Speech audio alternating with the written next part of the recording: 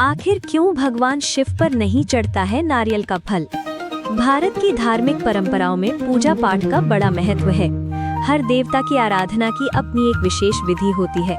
किसी को पुष्प प्रिय है तो किसी को तुलसी, किसी को दीपक के बिना पूजा अधूरी लगती है तो किसी को धूप अगरबत्ती का भोग चाहिए। लेकिन अगर आप गौर करें तो पाएंगे कि हिंदू धर्म के सबसे प्रमुख देवताओं में से एक भोलेनाथ शिव पर कभी नारियल का फल नहीं चढ़ाया जाता। यही बात लोगों के मन में प्रश्न भी उठाती है। आखिर क्यों भगवान शिव पर नारियल अर्पित नहीं किया जाता, जबकि ये फल हर शुभ कार्य और अन्य देवताओं की पूजा में इतना महत्वपूर्ण है? इस सवाल का उत्तर केवल परंपरा में ही नहीं, बल्कि रहस्यमय पौराणिक कथाओं और गहरे प्रतीकों में छुपा हुआ है। नारियल का महत्व। नारियल को श्रीफल भी कहा जाता है। इसे शुभ और पवित्र माना गया है। विवाह हो या गृह प्रवेश, हवन हो या मंदिर में पूजा, नारियल का होना अनिवार्य है। इसे फोड़कर देवताओं को अर्पित करना मनुष्य के अहंकार को तोड़ने और नए जीवन की शुरुआत का प्रतीक माना जाता है। देवी शक्ति, भगवान विष्णु, गणेश जी और यहाँ तक कि सूर्य देव की पूजा में नारियल अर्पित करने की परंपरा है, लेकिन शिवलिंग पर नारियल नहीं चढ़ता। यही रहस्य इसे और भी रोचक बनाता है। पौराणिक कथा, असुर का वरदान और नारियल का जन्म। प्राचीन काल में एक असुर ने कठोर तपस्या की और भगवान शिव को प्रसन्न कर लिया। भोलेनाथ वर देने वाले देवता हैं। उन्होंने प्रकट होकर कहा, वरण करो, क्या चाहिए?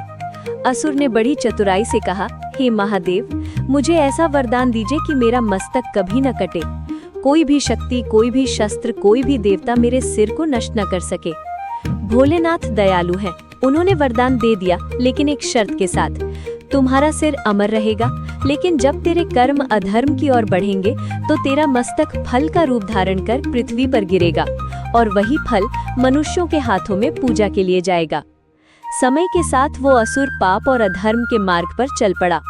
युद्ध के दौरान उसका सिर वास्तव में एक कठोर फल नारियल में बदल गया और पृथ्वी पर आ गिरा। कहा जाता है कि तभी से नारियल को असुर का प्रतीक माना जाने लगा। शिवलिंग पर इसे चढ़ाना स्वयं भगवान शिव के दिए गए वचनों की अवमानना होगी। इसी कारण ये परंपरा बनी कि शिवजी पर नारियल नहीं चढ़ाया जाएगा। एक और मान्यता, तपस्वी शिव और भोग का प्रतीक नारियल। शिव का स्वरूप एक सन्यासी और योगी का है। वे पहाड़ों की गुफाओं में रहते हैं, व्याघ्र चर्म, बाघ की खाल ओढ़ते हैं, गले में नाग धारण करते हैं और जटाओं में गंगा को धारण किए हैं। उनका आहार केवल भस्म, बेलपत्र, धतूरा और भांग है। ऐसे तपस्वी देवता के लिए नारियल, जो शुभता और भोग विलास का प्रतीक है, उपयुक्त नहीं माना गया। नारियल जीवन की समृद्धि और सांसारिक उत्सव का द्योतक है, इसलिए इसे विष्णु, लक्ष्मी और गणेश की पूजा में शामिल किया गया, जबकि शिव की पूजा बेलपत्र, धतूरा और भांग जैसे कठोर और तपस्वी प्रतीकों से होती है। लोक कथा, माता पार्वती और नारियल। लोक मान्यता ये भी है कि माता पार्वती ने एक बार शिवजी से कहा कि नारियल जीवन की पूर्णता का प्रतीक है, इसे आपकी पूजा में भी शामिल होना चाहिए। लेकिन शिव मुस्कुराए और बोले, पार्वती, मैं भोग का नहीं, त्याग का देवता हूँ। मैं तो केवल सच्ची भक्ति चाहता हूँ। यदि कोई बेलपत्र भी पूरे प्रेम से अर्पित कर दे तो वो नारियल से लाख गुना श्रेष्ठ है, क्योंकि मेरे लिए फल या वस्तु नहीं, बल्कि भाव मायने रखते हैं। तभी से ये लोक कथा बन गई कि शिव को नारियल अर्पित करने की आवश्यकता नहीं है। वैज्ञानिक और प्रतीकात्मक दृष्टिकोण। कथाओं के साथ साथ इसके पीछे गहरी प्रतीकात्मक और वैज्ञानिक मान्यता भी है।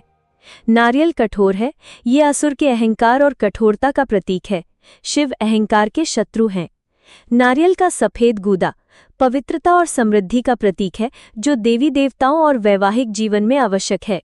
शिवलिंग सृजन और तपस्या का प्रतीक है।